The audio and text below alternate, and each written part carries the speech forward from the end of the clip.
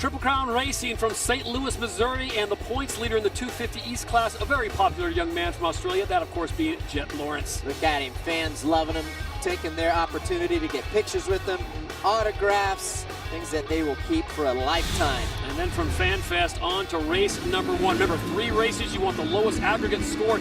Didn't get the whole shot all night long. It was Mr. R.J. Hampshire who figured out that start. Man was on a mission with the starts, and all night long, a lot of fun to watch. It made some improvements to that Rockstar Energy Husqvarna. Great to see it. Mitchell Oldenburg as well, number 54 right there. P2 showed a lot of speed on that Smart Top Bullfrog Spas. And watch this. This is on lap number 1 and just carnage. Going over the handlebars. That was a tough lick, and Enzo Lopes has had a great season thus far. Hate to see that. Pierce Brown involved in this one, nowhere to go. And Ricky, this was a little technical because it looks like nothing major with Pierce Brown. It's the bike that takes the hit. Well, that's right. Barise's bike goes into Pierce Brown's bike, hit some electrical wires. I think throttle position sensor. Anyhow, you can see the frustration right there. He is fired up.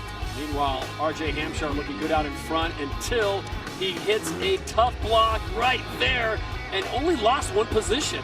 Yeah, gets crossed up on the takeoff of that triple. Got lucky. That could have been a lot worse than what it was. He'll march back up to second.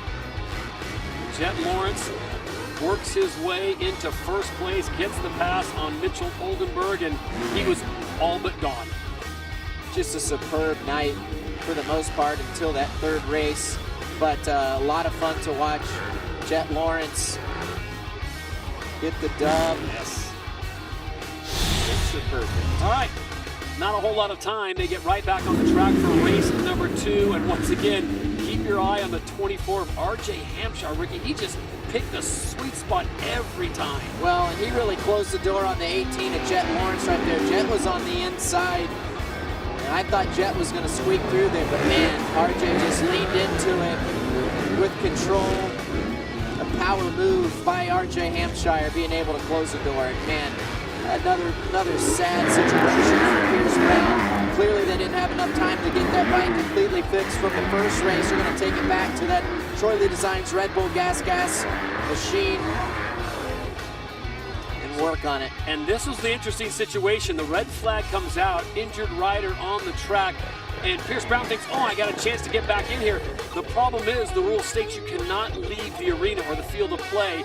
And his bike and his mechanic, they all left and came back, and they told him, I'm sorry, young man. I know your bike's good to go, but you cannot race on the restart. There's the official telling him right there, yep, shut it down, and this is why you can't race. That red flag was for Kyle Peters, so let's hope that Kyle Peters will be okay.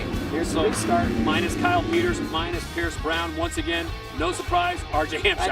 I know you guys won't believe this, but there he is again, and showing speed all night long. We talked about it during the broadcast, Todd, that he had turned his first ever fastest qualifier of his career. So check that off the box. Looking so much better than he did in Arlington at the last Triple Crown where he got hit and was taken out of the race. And meanwhile, Jet Lawrence back in the pack, does what Jet Lawrence does, makes lots of passes. He sure does. Marches through the pack. Look how fast he comes into the whoops. Makes up a lot of time. Gonna cross back underneath. This was the slow up, go to the inside. Pushes RJ out wide. The rest is history. He's going to win this race. So Jet Lawrence smooth through the whoops all night long, has the speed and the precision, comes through, picks up race number 2. RJ Hampshire there trying to give him a last gasp effort to get the pass and puts the bike over. He can still finish in second. So it comes down to the all-important 3rd and final race. Jet Lawrence sitting on 2 points, Ricky. So basically, protect the asset. Keep yourself in the top 5, and you're golden. You're taking the overall. And once again, broken record time, R.J. Hampshire. Yep, right up the inside. Now he's going to put the pressure on. The pressure is going to change. It's going to be all on Jet Lawrence because he is just buried in the pack. And I'm sure he had a pretty good idea of how fast that RJ Hampshire was all night. But when you get a bad start, you subject yourself to this kind of stuff. There's nowhere that he could go. He runs right in the back, gets crossed up on the back of Chase Owens' machine. Chase didn't do anything wrong, got a little sideways in the whoops, but the 18 ran out of real estate. He goes to 22nd place. Pierce Brown now back in the mix on his bike, feeling good about life, gets the pass. He takes the lead away from RJ Hampshire. Love that outside line that Pierce Brown took, keeping that momentum up. It won't last long, though. It wasn't his night, though, Ricky. No, it wasn't. He'd been through a lot those first 2 races, and maybe he was just trying a little bit harder, trying to prove a point. I mean, there's some missed opportunities there, but that was a self-inflicted error, and that one was on him. And RJ now just holding on, keeping the points, not even concerned that Jet Lawrence had moved himself up to 5th place, and he just put his heads down and went. Meanwhile, Pierce back at it, and insult to injury time. Oldenburg comes right up the inside. Contact was made, takes his front wheel out. Pierce goes down, and this is a night that Pierce is going to want to forget. And there is Jet Lawrence with a hole in his trousers on that left-hand side, works his way from 22nd place up to 5th place.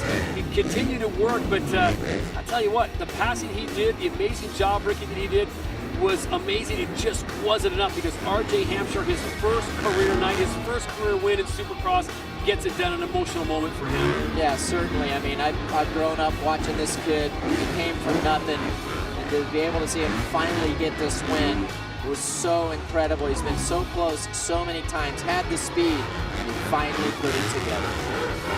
Jet Lawrence, the points leader, continues to make progress. He doesn't get the victory, but he ends up on the podium. What a performance by him. Yeah, look at that. Says it all. RJ Hampshire, St. Louis Triple Crown overall winner. His wife there to celebrate with him. So congratulations, RJ Hampshire, Jet Lawrence, and Mitchell Oldenburg getting it done. Triple Crown Racing in St. Louis.